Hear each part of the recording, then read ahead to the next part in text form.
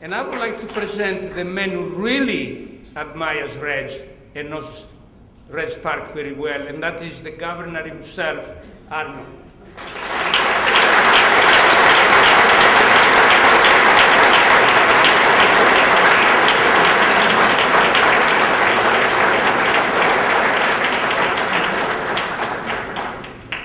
That was very funny, Franco.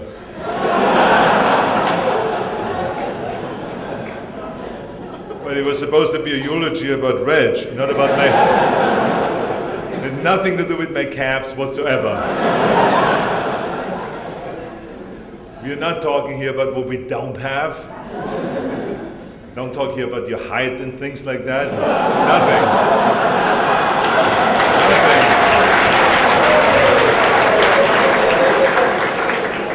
But that was a funny story, and I think that the bottom line is you captured Reg really well, because Reg had a very humorous side to him, and we loved traveling with him. Frank and I were down there together. We were down in South Africa 3 times, and we were doing a lot of posing exhibitions, and we stayed with Reg and all this, so we really had a great time.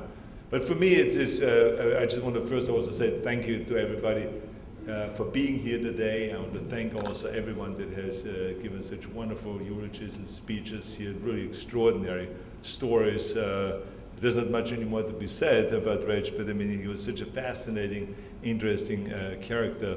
And I want to just say, to John and your entire family, how sorry we are that your dad passed away. And I mean, he has had an effect on millions and millions of people. I mean, we don't really know exactly how many people he has affected, but I'm just one of them. That the impact that he had. When I think back,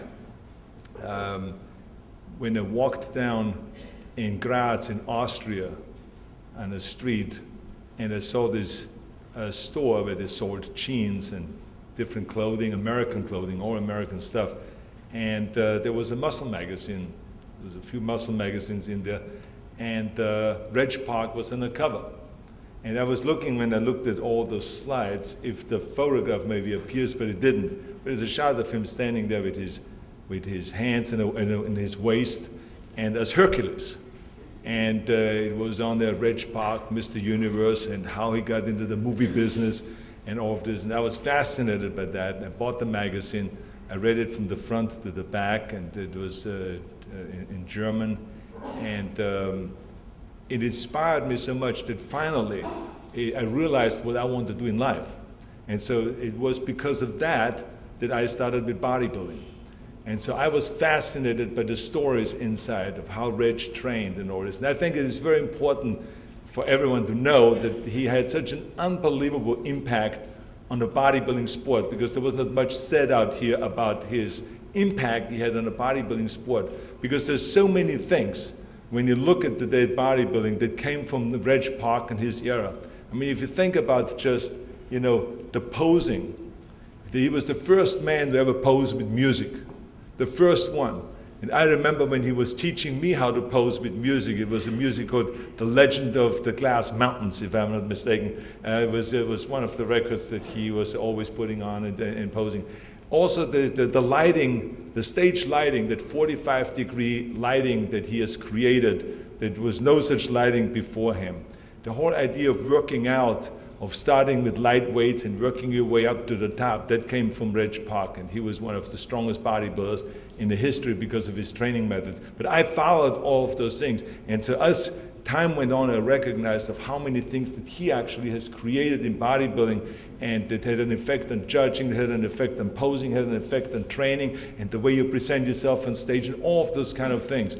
But I was fortunate that he became kind of a mentor to me, became an idol, a hero, a motivating force that motivated me to go to the gym every day, 4 hours a day, and also have a vision of becoming a world champion in bodybuilding, all because of what I read in that magazine. And then, of course, I bought every magazine, every muscle magazine, and read everything about Reg. I was not interested in any of the other guys. If it was Steve Reeves or anyone else, it was Reg Park. That was what I was focusing on.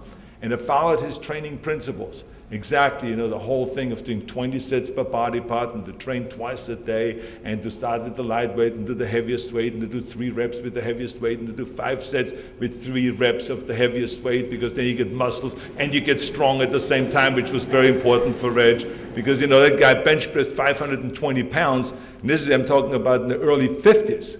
That's an equivalent today of at least 600 pounds. And he squatted with like 3 reps with 600 pounds. I mean, he was really, without any doubt, the strongest bodybuilder at that time. And he would be one of the strongest bodybuilders even today. But he was like really, a motivating force. So for me, it was really extraordinary to train and then to become, at the age of 19, runner-up at the Mr. Universe contest in London, where he won the Mr. Universe competition 3 times already. And right after I became runner-up, I had a chance, I all of a sudden got a card from Reg Park. Never met the guy, nothing. I got a card, had 1 sentence on it, and it just said, I want you to come to South Africa. That's it. So I called a friend of mine in London, I said, I just got this card from Reg Park.